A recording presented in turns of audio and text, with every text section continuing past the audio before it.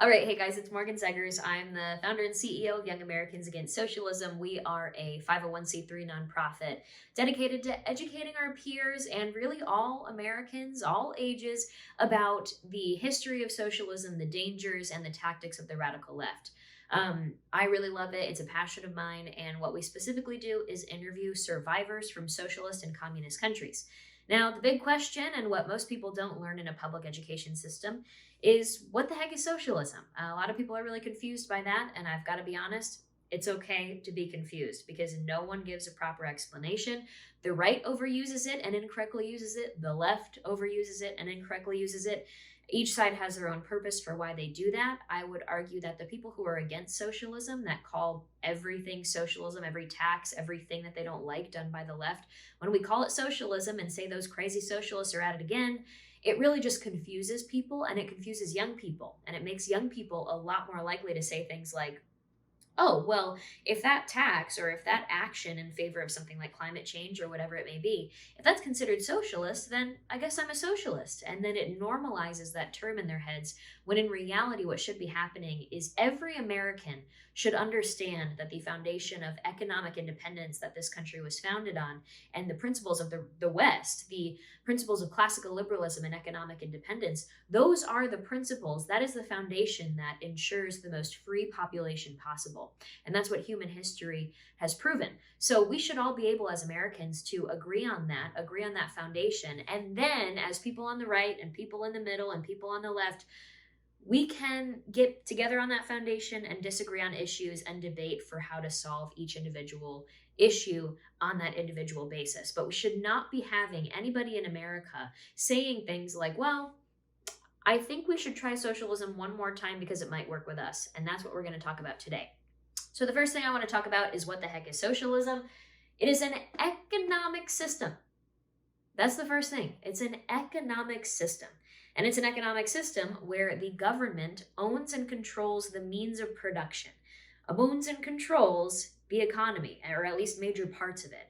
And so that key word right there, economic system, it means that socialism is not communism. And it means that there's different aspects that can lead to communism for sure. Socialism is just the economic step of the radical left coming to power. Now, I would argue that it's the most dangerous step, and it's the most drastic step that a country can make in step on the way to becoming a communist state, because it does give the state and the government full control over the people, economic and financial control. And I would say that when you do that, you're giving up full control over your life. But we'll get to that in a second. What you need to understand is that socialism is when the government takes over and begins to control and operate an entire industry, the means of production of providing that good or service. And it is not, let's talk about this, it is not just a random tax. It is not just another government program. So that's where we have that first major piece of confusion. So the first major piece of confusion that we need to deal with when handling the issue of what is socialism is understanding the difference between socialism and a social democracy. And the best example is that when you ask most young people who are socialist what they want America to look like, they'll usually cite a social democracy, not a socialist country. And by that, I mean they say they want us to end up like Nordic Europe. So let's squash this one right now. Nordic Europe has private economies. Their countries are still capitalist. They just have massive government programs that provide a lot of services and a lot of programs to the people using incredibly high taxes. Now, having a lot of government programs is very different from the government owning and operating, controlling the major industries of the economy and being that sole provider of goods and services. Huge difference. An actual socialist state, and the one that we often reference, even though the left likes to make fun of us or delegitimize this argument, is Venezuela.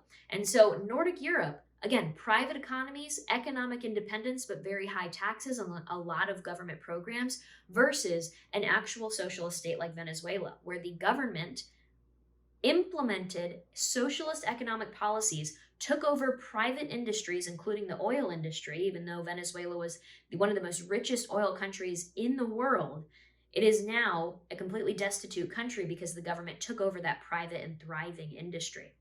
Now, understanding that there's a difference between socialism and social democracy is really important, especially when you look at the crazy numbers. So that brings us to number two.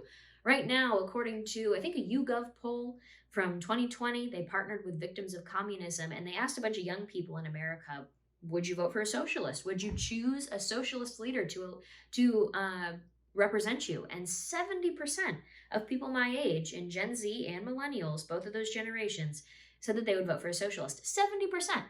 And so my piece of optimism here is that I really have a very strong feeling that 70% of people in that group, they don't even know what it means to seize the means of production. They've probably never even heard this term before. And so I find a lot of optimism in that, because it means that if we reach them about what socialism is versus what economic independence is, combined with maybe some high taxes and government programs like they have in Nordic Europe, we can fix that issue of a bunch of young people thinking that they're socialist and becoming useful idiots for actual dangerous economic socialists like AOC, the Squad, and the Progressive Caucus in Congress. Those people actually do want to seize the means of production, and they are using my generation's naivete and ignorance because of the failure of the public education classroom to convince them that, oh yeah, you're actually a socialist and you should join our side. And then my poor, sweet generation that has very good intentions and wants to help people ends up being used and abused in the big political picture of these crazy radical socialists. They don't care about helping people the way they promise my generation they do. So bringing it to that, I find a lot of optimism again in this number of 70%, because I highly doubt 70% of my generation actually wants to seize the means of production and would be economic socialists if they fully understood what was going on here. They just don't get the proper education about these economic systems. Whereas capitalism, we're taught that it's this evil system, when in reality, it's where the people have the power, economic and financial power. And that brings me to the next thing, owned by the people.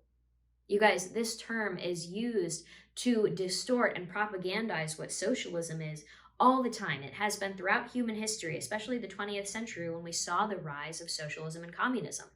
So when we talk about the people having power, people have power when they are able to make decisions for themselves and they aren't reliant on other people, other groups, or the government or supply chains to take care of themselves on a day-to-day basis, to survive and to thrive. And in reality, under socialism, the government is the only provider of key, necessary goods and services that are required to live on a day-to-day basis. And so when the government is the only provider of those things, things can get really dangerous. And we'll talk about that in a second. But I want to get back to this point. The idea that owned by the people is a complete scam. When the people have power, it's under capitalism, where there's economic independence. But socialists throughout history have continued to hammer home this point that socialism is when the people own things, not the evil business owners, not the evil businesses and corporations. Instead, the people have the power under socialism. The people are running the businesses. The people are running the industries, or they call it community owned or collectively owned. But I want to make this very clear. What happens when socialists take power and seize the means of production, implement economic socialism, is that the government, the new form of government that has been established, whether it was a revolution like they had in Cuba with Fidel Castro, or it was democratically electing socialists into office like Hugo Chavez in Venezuela, who was, again, democratically elected as a democratic socialist into office, implemented economic socialism. No matter what you do, once they take over that private industry, they will tell the people now own this. But guys, this is in name only. What happens when socialists take control of a private industry is the government that they control is now in control of that industry. The government, run by these socialists, so they're the ones who get to really control everything, they tell the people, oh yeah, it's owned by you, owned by the people, owned by the community and the collective, but we're just going to manage it for you. So don't worry, it's still owned by the people. You guys, this means that it's owned by the people in name only. The people really in charge are these socialists that were just put into power. That brings us to the last point. Control over an economy, control over an industry, control over the providing of an important good or service means that that person has a lot of power. That person has a lot of power over the people that need that good and service. And I'm not talking about, providing a specific deodorant brand or a brand of microwaves. I know a lot of young people, they like to make fun of conservatives because conservatives will show pictures of maybe Cuba's grocery stores And we're saying, look at this, there's only one brand option for a microwave. This is so horrible. Socialism is so bad. And I think we need to go a step further and explain that it's not just for little things like deodorant and microwaves and daily products that we might want to put into our house. The government becomes the only provider of things like healthcare, of things like your groceries. And by that, I mean the actual food that you need to consume and get your daily need of calories. Um, they become the only employer. They become the only provider of a way to earn a living, and they tell you exactly what you're going to be doing when you participate in the economy. You don't get some dream job that you created all by yourself like we do in America, where we have the American dream.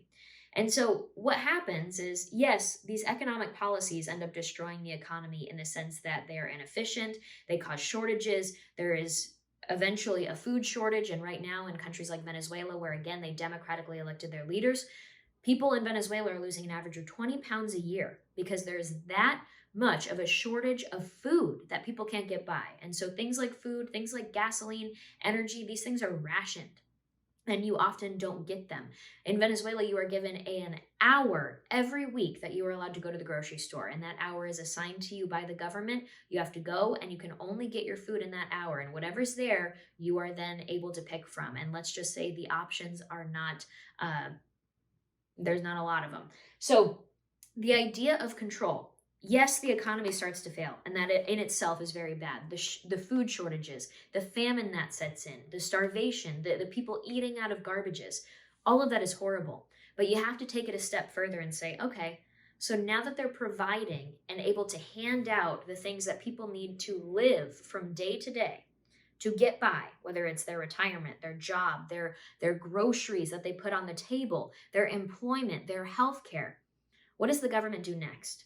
The government starts to say things like, well, unless you comply with our new demands, like show up at our protest and against the opposition, or show up at our rally in support of our president, which becomes a dictatorial regime, unless you do XYZ. And then it slowly turns into, unless you show up on election day and vote for, you know exactly who we want you to vote for, then you are not getting your health care, your food, your job, your retirement. You're not getting any of these things. So see how this idea of controlling basic necessities becomes very, very dangerous. It's not just about an economic system in the sense of the price of goods, the availability of goods. Socialism does lead to failures in those departments, but it also leads to massive control of the average people. So the people really have power when they are able to be self-reliant, when they are not dependent on the government for necessary items to get by on a day-to-day basis, to feed their children, to keep their family alive and thriving, not just thriving, surviving, and then hopefully thriving as well. Things get dangerous because socialism is all about control. When the people have control over their own lives, they are free.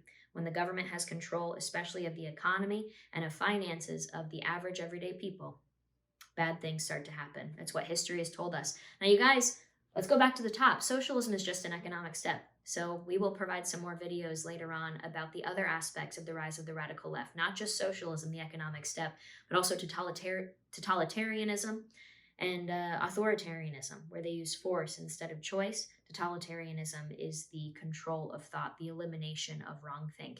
We'll get into more of that later, but thanks for tuning in. I hope this opened your eyes. I hope this explained a little bit. There's a major difference between Nordic Europe and Venezuela, between social democracies and socialism.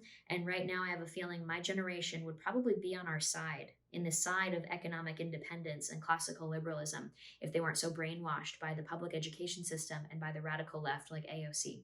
But thank you so much. I appreciate it, and I'll see you next time. Hey guys, it's Morgan. Thank you so much for watching. We really appreciate it. We want our page to be a resource for you to learn more about history and about the current events going on in the world today. So be sure to like this video, subscribe, and hit the notification bell so that you can see more of our content as it comes out. We have plenty of playlists for you to learn from.